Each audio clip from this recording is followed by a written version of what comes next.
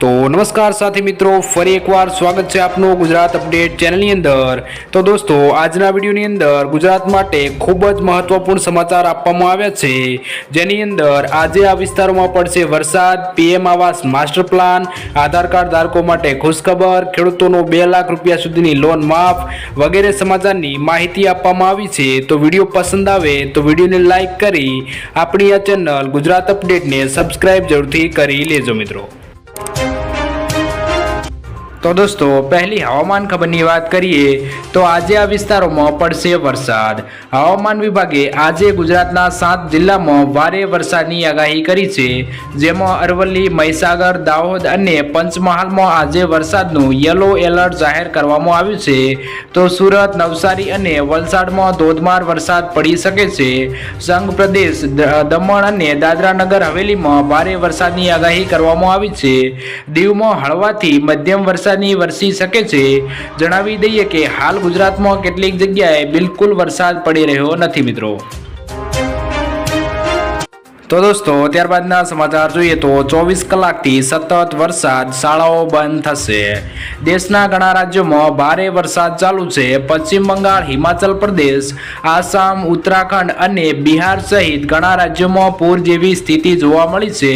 उत्तराखंडना उधमसिंह नगरमां 24 कलाकथी सतत वरसाद पड़ी रह्यो छे। नदीओना उछाळो जोवा मळ्यो छे। घणा राज्योमां शाळा, कॉलेजो बंध करावी देवामां आव्या छे। गोवा, मणिपुर अने उत्तराखंडना घणा जिल्लाओमां पूर अने भूस्खलनने लईने सर्जायेली घटनाओने ध्यानमां राखीने शाळाओ, कॉलेजो बंध करी देवाया छे मित्रों। तो दोस्तों, त्यारबादना समाचार जोईए तो खेडूतो माटे खुशखबरी। पीएम मोदी गुजरात बाद राजस्थान में पण अनेक कार्यक्रम योजा हता। एने आ कार्यक्रम मोटी संख्या में खेडूतो जोड़ाया हता, जेमां वडाप्रधाने 2000 नो हप्तो मोकल्या होवाना समाचार आप्या छे। पीएमए माहिती आपी हती के भारत में यूरियानी जे थैलीनी किंमत 266 रूपिया छे, तेनी किंमत पाकिस्तान में आशरे 800 रूपिया, बांग्लादेश में आशरे 720 रूपिया, चीन में आशरे 2100 अने अमेरिका में आशरे 3000 रूपिया। सरकार यूरियाना भाव संदर्भे आपणा खेडूतोने परेशान नहीं थवा दे मित्रों। तो दोस्तों, त्यारबादना समाचार जोईए तो आ मंत्रीने सीएम बनाववानी मांग थई रही छे मित्रों। तो गुजरात ठाकोर अने कोळी विकास निगमना पूर्व अध्यक्ष भूपत डाभीए कोळी समाजना आगेवान अने राज्यना केबिनेट मंत्री कुंवरजी बावळियाने सीएम बनाववा माटे पीएम मोदीने पत्र लख्यो छे। पत्रमां लख्युं छे के गत लोकसभा चूंटणीमां सौराष्ट्र कोळी समाज, उत्तर गुजरातनो ठाकोर समाज, दक्षिण गुजरातमां कोळी अने पटेल समाज संपूर्ण સાથે રહ્યો છે। હવે ગુજરાતના કોળી સમાજની માંગણી છે કે કુંવરજી બાવળિયાને સીએમ બનાવવામાં આવે મિત્રો। तो दोस्तों, त्यारबादना समाचार जोईए तो आधार कार्ड धारको माटे खुशखबर। आधारनी विगतो मफतमां अपडेट करवानी छेल्ली तारीख फरी एकवार लंबाववामां आवी छे। आधारमां दस्तावेजो अपडेट करवानी छेल्ली तारीख अगाऊ 14 जून 2024 हती, जेने यूआईडीएआई द्वारा 3 महीना वधारीने 14 सप्टेम्बर 2024 करवामां आवी छे। आ माटे सरकार द्वारा माय आधार एप्लिकेशन लॉन्च करवामां आवी छे, जेथी जे मित्रों आधार कार्डमां उमर, सरनामું, जन्म तारीख, लिंग, मोबाइल नंबर अने ईमेल जेवी माहिती मफतमां अपडेट कराववा मांगता होय ते 14 सप्टेम्बर 2024 पहला आ कार्य करी सके छे मित्रों। तो दोस्तों, त्यारबादना समाचार जोईए तो पीएम आवास मास्टर प्लान। केन्द्र सरकारे घरनु घर योजना अंगे एक मास्टर प्लान तैयार कर्यो छे। आवास अने शहेरी बाबतोना मंत्रालयना सूत्रोए जणाव्युं हतुं के आवता महीने रजू थनारा केंद्रीय बजेटमां आर्थिक रीते नबळा वर्ग ईडब्ल्यूएस, निम्न आवक जूथ एलआईजी अने मध्यम आवक जूथ एमआईजी माटे परवड़े तेवा आवास योजनामां फेरफार करवामां आवशे। पीएमजयू 2.0 हेठळ वधाराना 1 करोड़ मकानो बांधवामां आवे तेवी शक्यता दर्शाववामां आवी छे मित्रों। तो दोस्तों, त्यारबादना समाचार जोईए तो खेडूतो माटे सरकारनी पाक वीमा योजना। ઘણી વખત ખેડૂતોને ખેતી કરતી વખતે ઘણી સમસ્યાઓનો સામનો કરવો પડે છે। આવી પરિસ્થિતિઓમાં ઘણી વખત ખેડૂતોને ખેતીમાં નુકસાન થતું હોય છે। આ નુકસાનની ભરપાઈ કરવા માટે ખેડૂતોને પ્રધાનમંત્રી પાક વીમા યોજનાની ભેટ આપવામાં આવી છે। આ યોજના હેઠળ ખેડૂતોને ખેતીમાં થયેલા નુકસાનની ભરપાઈ કરવામાં આવે છે અને તેમને આર્થિક સુરક્ષા પૂરી પાડવામાં આવે છે। આ યોજના અંગેની માહિતી કોઈ ખેડૂત પણ સલાહકાર પાસેથી મેળવી શકાય છે મિત્રો। તો દોસ્તો ત્યારબાદના સમાચાર જોઈએ તો ખેડૂતોએ પોતાનું દુઃખ વ્યક્ત કર્યું। ખેડૂતોએ જણાવ્યું છે કે બાગાયત ખેતીમાં સરકારે જાહેર કરેલું રાહત પેકેજ ખૂબ જ ઓછું કહેવાય, કારણ કે જે બાગાયતી ખેતી પાછળ ખર્ચો પણ વધુ થાય છે તેમજ ખૂબ જ મહેનત પછી આ પાક તૈયાર થાય છે, તેમજ અત્યારે જે પરિસ્થિતિનું નિર્માણ થયું છે તે પ્રમાણે તો સહાય તો ફક્ત ખેતરની સફાઈ કરવામાં જ ખર્ચાઈ જાય તેવી પરિસ્થિતિ સર્જાઈ છે મિત્રો। તો દોસ્તો ત્યારબાદના સમાચાર જોઈએ તો ખેડૂતોને 50,000 રૂપિયાની સહાય મળશે। પ્રધાનમંત્રી સ્વનિધિ યોજના હવે ડિસેમ્બર 2024 સુધી લંબાવવામાં આવી છે। અગાઉ તેની છેલ્લી તારીખ 31 માર્ચ 2023 હતી। આ યોજના હેઠળ નાના વેપારીઓ અને સ્ટ્રીટ વેન્ડર્સને લોન આપવામાં આવે છે। નાણાં મંત્રાલયે ટ્વિટર પર આ માહિતી આપી છે મિત્રો। જો કોઈ શહેરી વિક્રેતા, મજૂર અને કોઈ અન્ય નાગરિકને કરિયાણા, રેડીમેડ અથવા તો ફળની દુકાન ખોલવા માંગે છે તો તેવા વ્યક્તિને આ યોજના હેઠળ લોનની રકમ આપવામાં આવે છે। જો તમે પણ આ યોજનામાં અરજી કરવા માંગતા હો તો જરૂરી ડોક્યુમેન્ટ સાથે અરજી કરવાની રહેશે મિત્રો। તો દોસ્તો ત્યારબાદના સમાચાર જોઈએ તો રાહુલ ગાંધીનું મોટું નિવેદન। કોંગ્રેસ સાંસદ રાહુલ ગાંધીએ ખેડૂતોને લઈને મોદી સરકારને ઘેરી છે। તેણે ટ્વિટર પર લખ્યું છે કે દિવસ રાત ચૂંટણીની ખેતી કરનારા મોદીએ છેલ્લા 10 વર્ષમાં માત્ર ખેડૂતો સાથે છેતરપિંડી કરી છે। દરરોજ 30 ખેડૂતો દેવાના કારણે જીવ ગુમાવી રહ્યા છે। છેતરપિંડી જેની પાસે યુએસપી છે, એમએસપીના નામે ખેડૂતો સાથે રાજકારણ કરી શકે છે, ન્યાય નહીં, આ લોકોને દિલ્હીની બહાર કાઢી નાખવા, એવું મિત્રો રાહુલ ગાંધીએ મોટું નિવેદન કર્યું છે।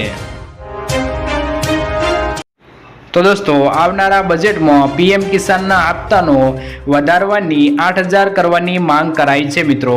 તો નાણામંત્રી નિર્મલા સીતારમણ 23 જુલાઈના રોજ લોકસભા નાણાકીય વર્ષ 2024-25 માટેનું સંપૂર્ણ કેન્દ્રીય બજેટ રજૂ કરવાના છે।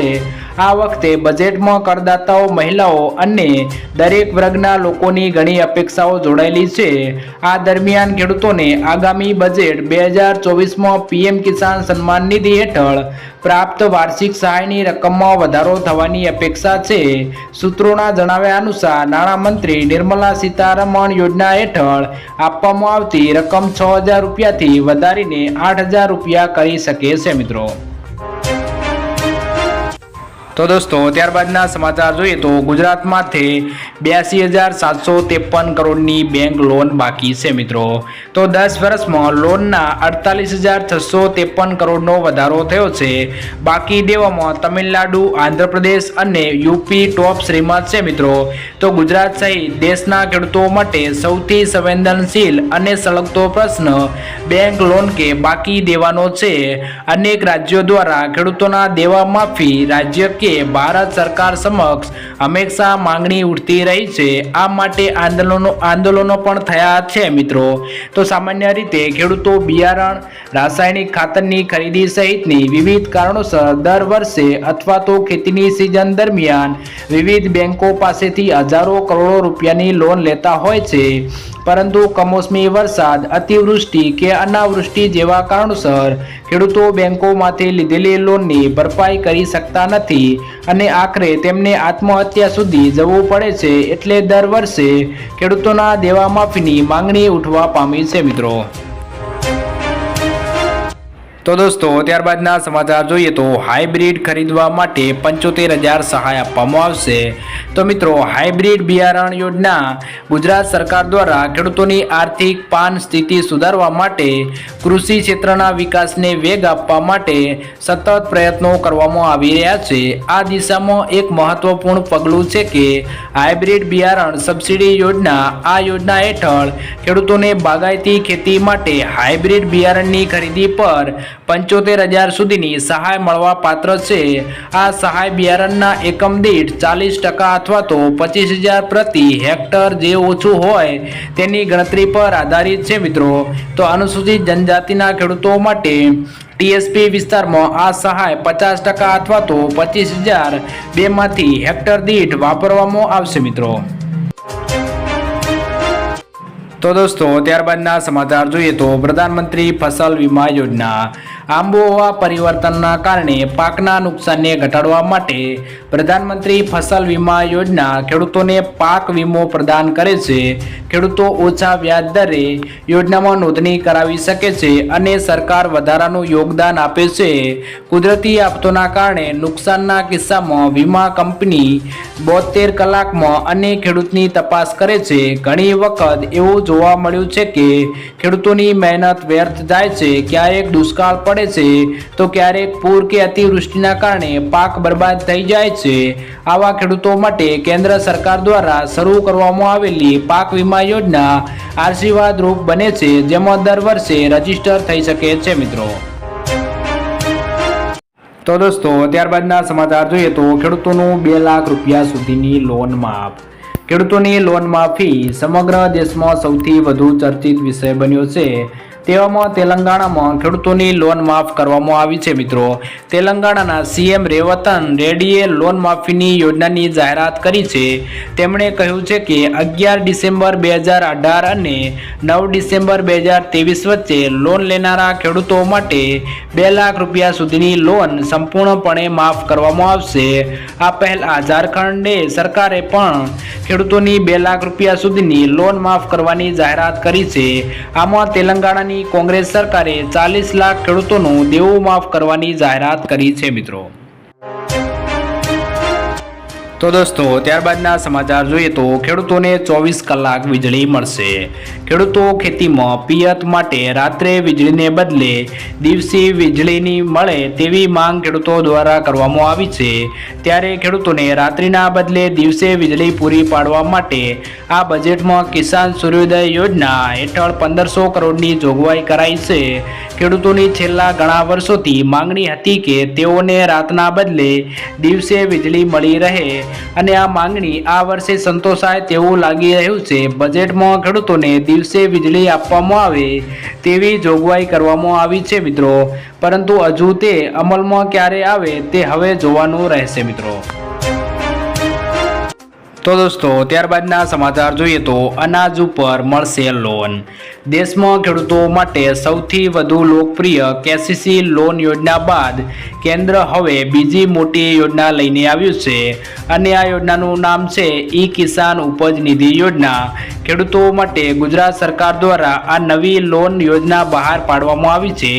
આ યોજના હેઠળ એવા ખેડૂતોને લોન મળશે જે ખેડૂતો વેરહાઉસની અંદર પોતાનો માલ સાચવતા હોય અથવા તો ગોડાઉનની અંદર પોતાનો માલ સાચવતા હોય તેવા ખેડૂતોને આ યોજના હેઠળ લોન મળવા પાત્ર રહેશે।